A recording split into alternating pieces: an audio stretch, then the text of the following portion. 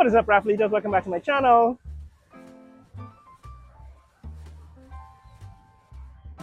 We're back on the east bank of Demerara. I just want to give you an update on what's happening with the Demerara River Bridge. So the last time we were here was about 3 weeks ago. They had connected the bridge and they had still been working or starting to work on the roundabout at the east end, at Heroes Highway. Since then, I've shown you the Heroes Highway entrance. By now, I think they've completed the roundabout because the last time they were still working on it. And we're at the stage where they should be doing a test. They should be testing the load, doing load testing on the bridge. However, I think the Minister of Public Works said that he was going to skip testing. So I'm expecting that any day now the bridge will be open. But I'm back today at the Demerara River bank. That is the public road that runs on the side of the Demerara River bank. Take a look at exactly where the bridge itself is, because they haven't opened the bridge to traffic yet, but very soon they will. And I want to see exactly where we are today on the 22nd day of September 2025. So let's take a look. So guys, yes, we're back at the East Bank Public Road. This is looking south. Right, this is looking along the East Bank Public Road south. And there you can see the bridge, Demerara River Bridge, the new Demerara River Bridge. It is now complete and continuous. Now what we're looking for today is to see whether they've installed the traffic lights. Right, the thing that is necessary to complete the bridge construction is they need to install traffic lights and other safety features. You can see at the top of the pillars there's still a crane. So the crane is still up there at the top of the pillar, which means that they're still working on some aspect of the structure. Right, on the top of both pillars. On the 22nd of September, there are still pillars. There's still cranes at the top of the pillars, which means they haven't capped the pillars yet, and there's still work to be done. So what I'm going to do is take a closer look at it. I'm going to walk closer to that bridge, and we're going to talk about where we are since the last time we were here. That's looking north towards Georgetown, as we've done in the past from this pedestrian overpass. You can see that is the arch at Agricola.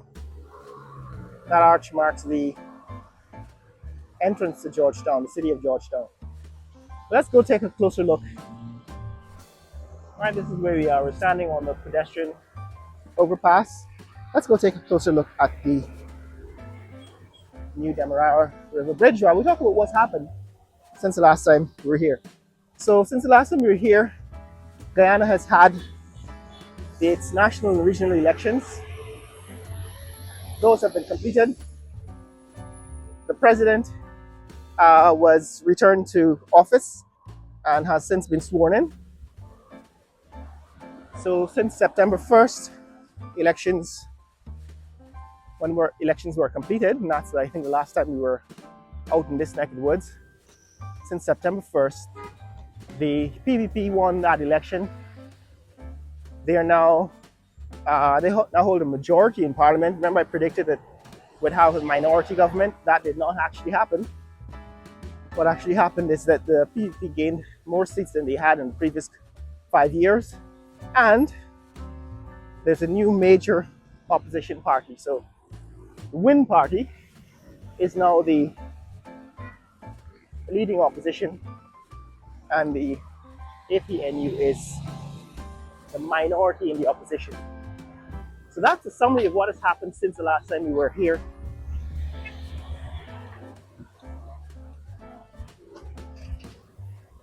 That's a summary on the politics since the last time we were here. But what about this bridge? So the bridge was supposed to be one of the major campaign promises from the ruling party. They were going to showcase this as promises delivered, and they actually came quite close to completing it.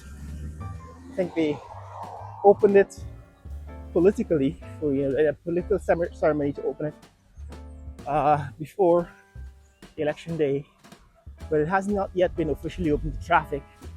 And we're dealing with some, I guess, final uh, finishing touches, final works on the bridge.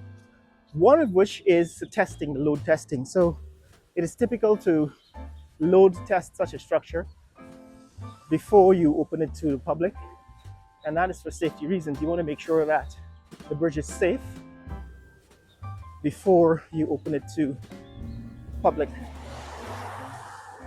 use.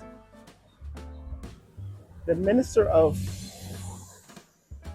Infrastructure had said that he didn't think it was necessary to do this kind of safety testing, which is of course incorrect. It is actually required.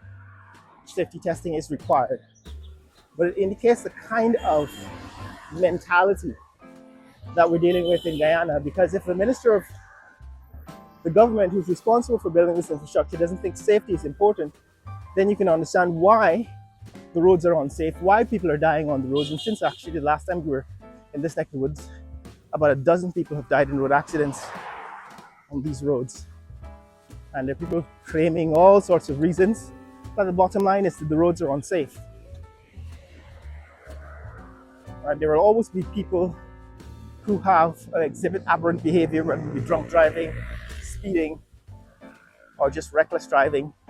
But if you build safe roads, for example, this road has a safety feature, right? This is called the Jersey barrier. And what that does is it cuts down the number of head-on collisions. Since you have two-way traffic on this carriageway, it's dual carriageway, having a barrier between southbound and northbound traffic prevents a head-on collision from occurring simply because somebody fell asleep at the wheel, or somebody's speeding or driving recklessly, or somebody's just breaking the law, committing some a U-turn when they shouldn't, and so on. So the problem is that we don't have this kind of safety barrier all over the country. Right? That's the Jersey barrier. And because you don't have these Jersey barriers all over the country, the fact is that the roads are themselves unsafe. Yeah, man. Because there is very little regard for safety in construction, just like the attitude of the minister who says that the bridge does not need to be load tested. However, hopefully international law will prevail. Hopefully the contractor who does this as an international service, meaning the contractor who constructs this bridge also constructs bridges internationally around the world, and therefore understands or knows what the standards are, the safety standards for completing this kind of construction. And so hopefully the contractor will follow what is international law, or what is international best practices. All right, so that's one of the problems that we have living in a country that still has a third world mentality in a time when there is what I call a growth spurt. There's a massive expansion of the economy due to the oil and gas industry becoming operational in 2020, but the attitudes towards safety and public safety and international standards is still very loose or lax. Here we are back at the Bagotstown to Eccles Road, All right, this is the road that goes from Eccles to Bagotstown. We are at Bagotstown. Last time we were down in that neck of the woods, we actually saw what the construction of the new East Coast Highway looks like, East Coast Bypass Road looks like. Right, that's the other end of this Eccles to Bagotstown Road. So guys, that's the problem with the completion of this bridge. There's some safety, there's some safety aspects of the finishing touches like load testing that we're still waiting for. Now it's about 7 a.m. on a Monday morning in Guyana. 7 a.m. on Monday morning, Monday the 22nd. And we're going to get a little closer to see if we can see what we couldn't see from the previous overpass, and that is things like the